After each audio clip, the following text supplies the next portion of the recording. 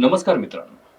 ज्ञानोबा माऊली, तुकाराम हा जयघोष कानावर पडला की प्रत्येक मराठी माणसाच्या अंगावर शहारे येतात. हजारो नाही तर लाखो वारकरी, शेकडो किलोमीटरचा प्रवास, अनवाणी पाय, डोक्यावर तुळस, हातात टाळ मृदुंग आणि ओठांवर विठ्ठलाचं नाम. ही आहे महाराष्ट्राची शतकानुशतकांची परंपरा, पंढरपूरची वारी. पण आज एक प्रश्न विचारण्याची वेळ आली आहे. जगभरातून लोक ही वारी पाहायला येतात. मग वारकऱ्यांसाठी आजही रस्ते खराब का आहेत? आजही स्वच्छतागृहांची कमतरता का आहे? पिण्याच्या पाण्याचा प्रश्न अजूनही का आहे? आणि प्रत्येक वर्षी सरकार फक्त पूजा करतं की खरंच काही बदल घडतो? आज या व्हिडिओमध्ये आपण भावना नाही, राजकारण नाही, फक्त वास्तव पाहूया. चला बिनधास्त बोलूया. वारी म्हणजे काय?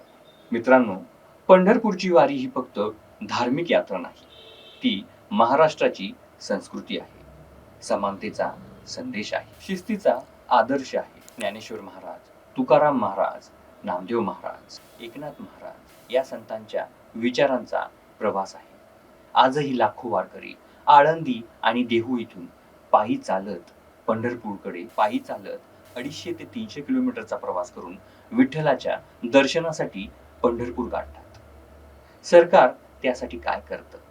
प्रत्येक वर्षी केंद्र आणि राज्य सरकार कोट्यावधी रुपयांचा निधी जाहीर करतात.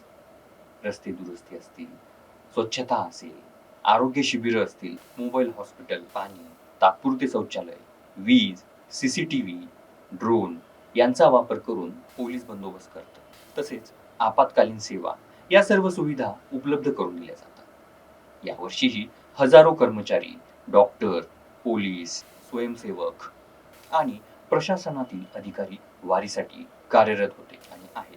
ही गोष्ट नक्कीच कौतुकास्पद आहे. पण वास्तव काय सांगतं?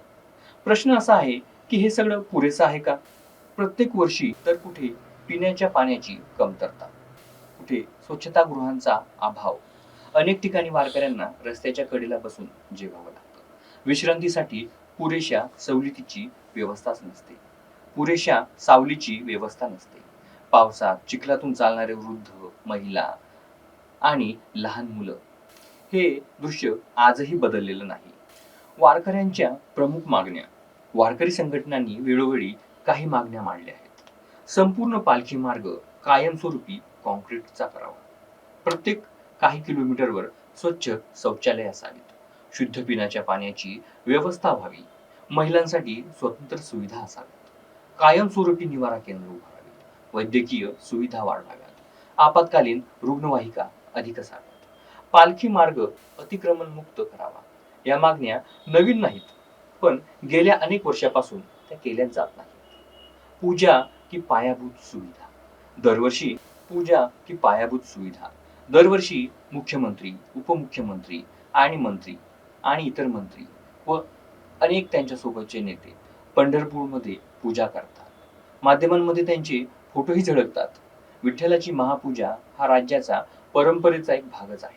पण एक सामान्य वारकरी असा प्रश्न विचारतो, पूजा महत्वाची आहेच, पण त्याचबरोबर वारकऱ्यांच्या मूलभूत सुविधांनाही तितकंच महत्त्व मिळतं का? हा प्रश्न राजकारणाचा नाही, पण व्यवस्थेचा आहे. मंदिराच्या जतनासाठी वज्रलेप, संवर्धन आणि दुरुस्तीचं कामकाज सुरू असतं. इतिहास जपणं आवश्यकच आहे, पण फक्त मंदिर सुंदर करून चालेल का? मंदिराकडे जाणारा मार्ग, वारकऱ्यांचा प्रवास, त्यांची सुरक्षितता ही तितकीच महत्वाची आहे. सोबत स्वच्छता आणि विकास तितकाच गरजेचा आहे.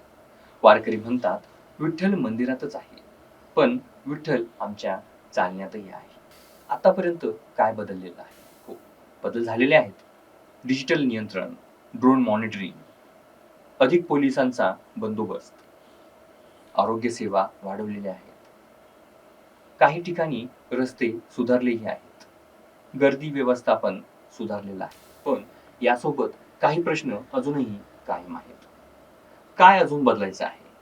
जर कुंभमेळ्यासाठी, महाकुंभासाठी किंवा जगातील इतर मोठ्या यात्रांसाठी दीर्घकालीन नियोजन होऊ शकतं, तर वारीसाठीही परमनंट वारी कॉरिडॉर का तयार होऊ शकत नाही? वारकरी वर्षातून एकदाच येतात, पण त्यांची परंपरा 700 ते 800 वर्षांची आहे. त्यामुळे त्यांच्यासाठी कायमस्वरूपी सुविधा निर्माण करणं ही खर्चाची नव्हे तर संस्कृती जपण्याची गुंतवणूक आहे. मित्रांनो, वारी म्हणजे फक्त चालणं नाही, ती महाराष्ट्राच्या आत्म्याचा प्रवास आहे. या प्रवासात भक्ती आहे, शिस्त आहे आणि समता आहे. पण या भक्तीबरोबरच वारकऱ्यांचा सन्मानही तितकाच महत्वाचा आहे. सरकारने केलेल्या चांगल्या कामांचं कौतुक व्हायलाच हवं. पण तिथे कमतरता आहे. तिथे प्रश्न विचारणंही लोकशाहीचा हा भाग आहे. कारण विठ्ठलाची खरी पूजा फक्त मंदिरात होते असं नाही. ती वारकऱ्यांच्या सेवेत सुद्धा होते. तुमच्या मते पंढरपूर वारीसाठी सरकारने सर्वात आधी कोणत्या गोष्टींवर भर द्यायला हवा? कायमस्वरूपी रस्ते, स्वच्छता, पिण्याचं पाणी, निवारा आणि आरोग्य सुविधा. तुमचं मत कमेंटमध्ये नक्की लिहा. अशाच सामाजिक तथ्याधारित आणि सखोल विश्लेषणासाठी बिंदास बोलू चॅनलला सबस्क्राईब करा. धन्यवाद.